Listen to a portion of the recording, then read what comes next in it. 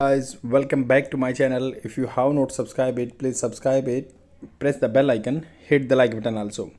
Friends, जैसा कि आप जानते हैं मैं बहुत लंबे टाइम से वीडियो बना रहा हूं। अगर आपको मेरा कंटेंट अच्छा लग रहा है please let me know in the comment section so that I can improve my way of delivering this particular video. And friends, ये वीडियो स्पेसिफिकली इंग्लिश स्पीकिंग के लिए है जो अपनी इंग्लिश स्पीकिंग जर्नी में स्टार्ट कर रहे हैं या बहुत दिन से मेरे साथ जुड़े हुए हैं, तो उनकी जो इंग्लिश स्पीकिंग स्किल्स को एग्रावेट करेगा, एग्रेंडाइज करेगा, आगे बढ़ाएगा। And this is the way which I have imitated in my life and I got wonderful results, and definitely you guys also going to get very wonderful results by imitating such type of technology or such type of method. तो friends, आज हम discuss करेंगे the Hindu newspaper से एक मैंने video लिया है और आर्टिकल लिया है जो कि हमारे इंग्लिश स्पीकिंग के लिए अच्छा रहेगा और कम्पिटिटिव एग्जाम स्किल्स के लिए, क्योंकि ये आपके मेंस आंसर राइटिंग का पार्ट हो सकता है। तो इसमें बात कर रहे हैं जीनोम की।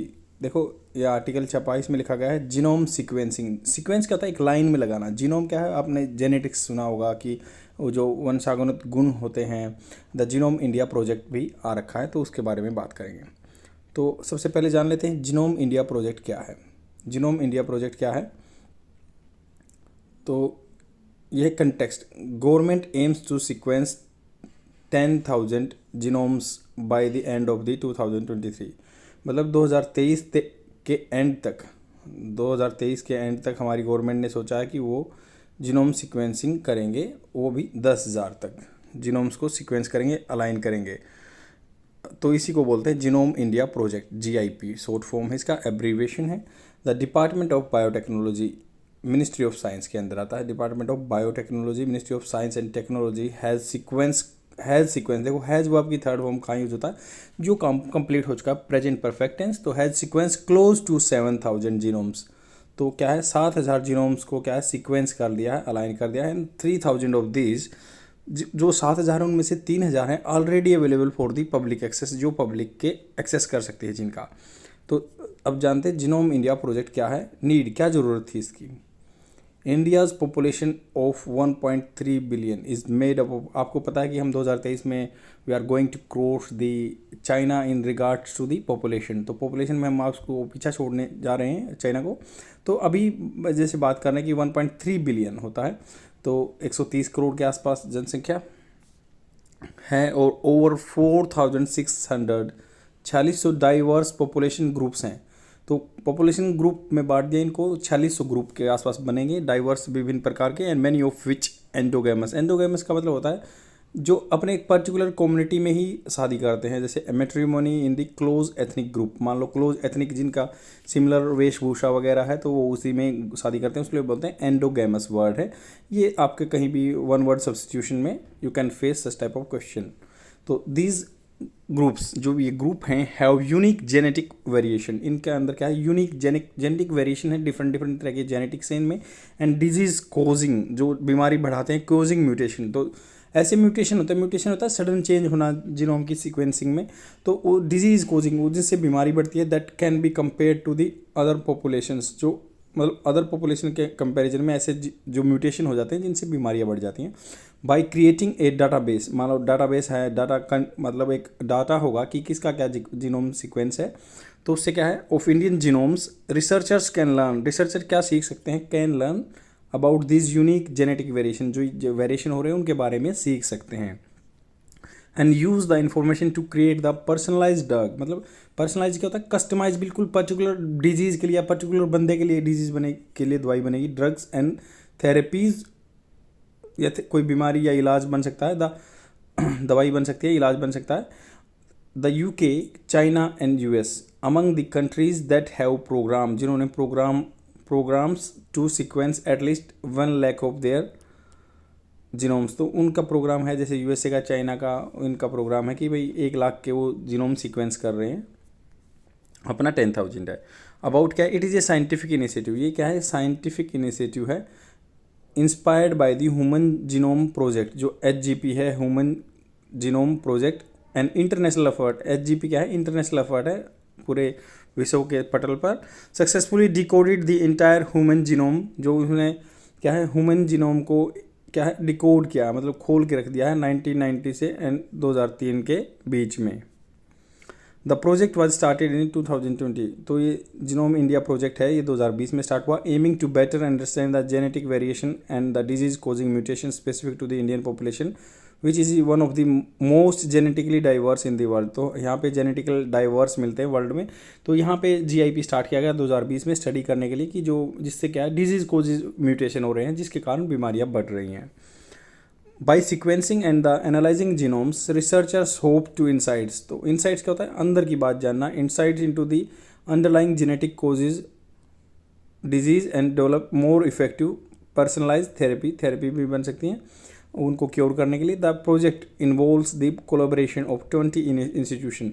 तो 20 इंस्टीट्यूशन इसमें कोलैबोरेशन कर रहे हैं, इकट्ठा काम कर रहे हैं अक्रॉस इंडिया, पूरे इंडिया में। Is being led by the centre, being led by, देखो यह क्या है, this task is being done by me, ऐसे मतलब पैसिव फॉर्म में बात करते हैं ना। तो ये जो इज बीइंग लेड बाय में किसके द्वारा नेतृत्व किया जा रहा है, by the centre for brain research at the Indian Institute of Science in Bangalore. जो इंडियन इंस्टीट्यूट ऑफ साइंस है IISc Indian Institute of Science Bangalore में, इसमें क्या है एक सेंटर है फॉर ब्रेन रिसर्च, वहाँ पे वो लीड कर रहा है इस टीम को, 20 आदमी, 20 ग्रुप इंस्टीट्यूशन की।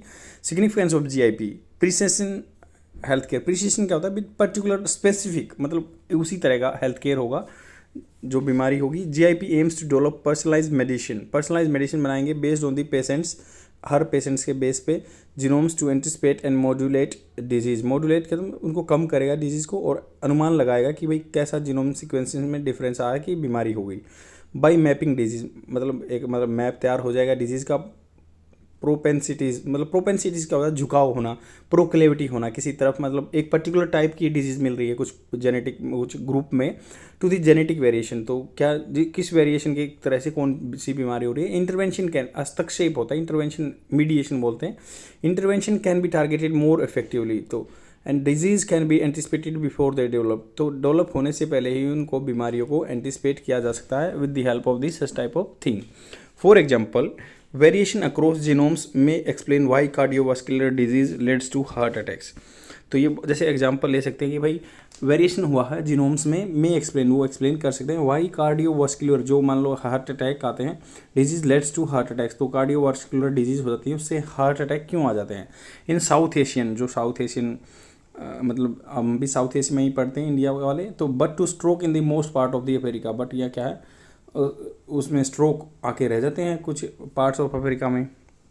सस्टेनेबल एग्रीकल्चर के लिए भी बेनिफिशियल है, क्योंकि similar benefits will come to agriculture में भी आएंगे if there is a better understanding of the genetic basis of the susceptibility क्या होता है, मतलब एक डाउट होता है, संशय होती है ऑफ प्लांट्स।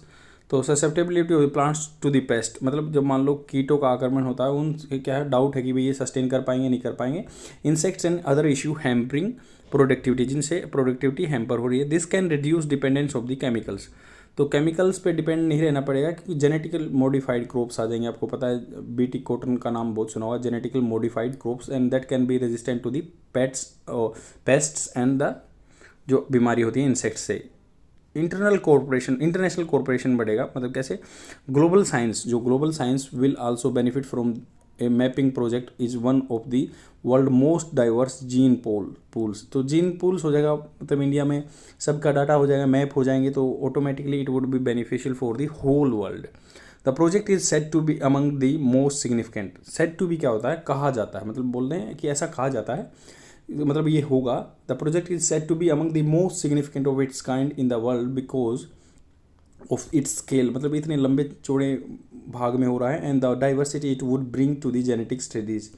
तो जेनेटिक स्टडीज़ में डाइवर्सिटी लेके आएगा। चैलेंजेस क्या क्या हैं, डाटा प्राइवेसी का चैलेंज है। आपको पता है कि अपने कॉन्स्टिट्यूशन में भी जो पुट्टास्वामी केस 2017 में बात की गई थी कि भी जो है जो प्राइवेसी क्या है, डाटा सिक्योर करना भी एक प्राइवेसी का पार्ट है, वो भी फंडामेंटल का पार्ट है। Right to privacy is a fundamental right.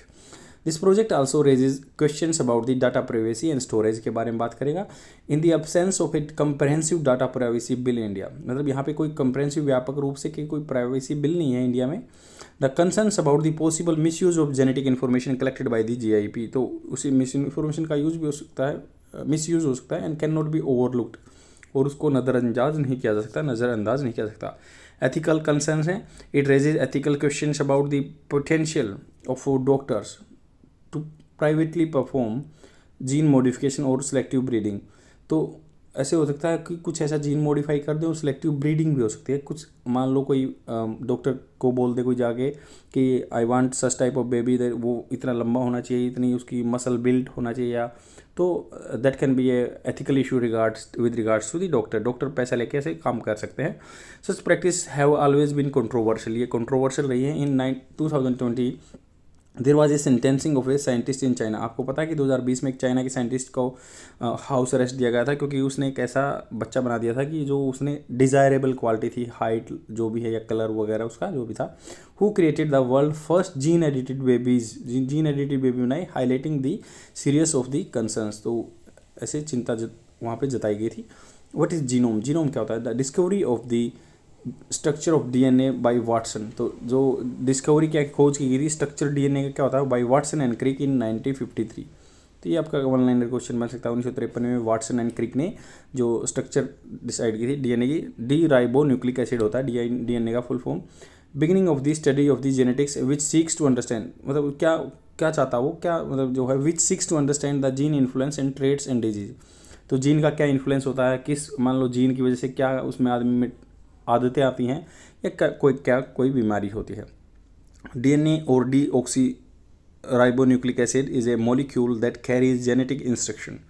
तो क्या मान लो वो जो डीएनए है वो क्या कैरीज करता है, लेता है या लेके चलता है genetic instruction for the development and functioning and growth and reproduction of the all living organism. तो यही है कि भाई मान लो आपको कुछ इंस्ट्रक्शन मिलते हैं, आप काम करते हैं, तो उसमें क्या है दैट कैरीज इंस्ट्रक्शन, जिसमें इंस्ट्रक्शन होती हैं कि भाई ये इतना लंबा होगा, इतना चौड़ा होगा, और ये फंक्शनिंग कैसे होगी, ग्रोथ कैसे होगी, रिप्रोडक्शन मतलब दोबारा से आगे reproduction of the all living organism. The genome of an organism is the complete set of its genetic material. तो जीनोम क्या है? कंप्लीट सेट्स ऑफ, क्या होता है जीनोम का मतलब? Of an organism is the complete set of its genetic material including all its gene. It contains all information required to build and maintain the organism. उसको maintain करने के लिए क्या क्या जरूर चाहिए, उसको जीनोम सीक्वेंसिंग बोलते हैं, जीनोम बोलते हैं।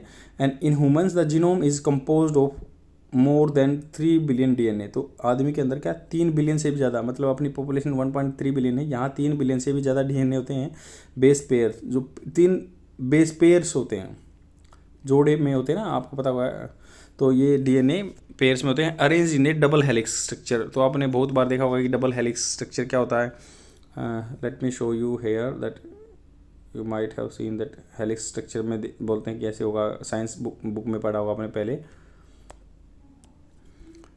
The study of the genomics, which involves the analysis of genomes, has revolutionized many fields, including biotechnology, medicine.